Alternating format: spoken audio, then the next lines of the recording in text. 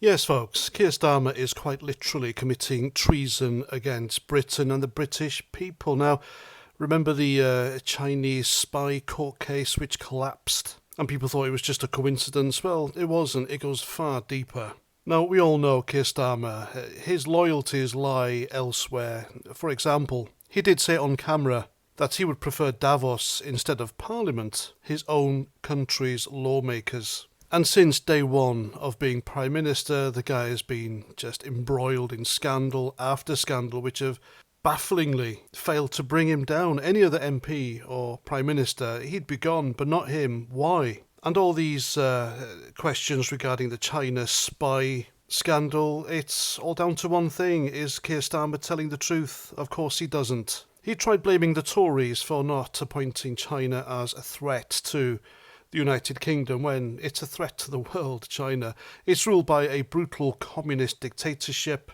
who treat their own people like crap and have introduced the oppressive social credit system. And that's what's happening here, folks. That's what Keir Starmer and Tony Blair want. They want us to be subject to this oppressive, nosy social credit system so they can control our lives and destroy the lives that don't comply and say the wrong things, i.e. you and me. Now, people keep crying about Farage's supposed links to Russia, but no one's saying anything about Keir Starmer's links to China, and they're quite open. And he's now facing an inquiry into claims that he struck a secret deal with Beijing to approve a new super embassy in London, and this would be huge, by the way. It's going to be a huge building, almost dominating the surrounding area.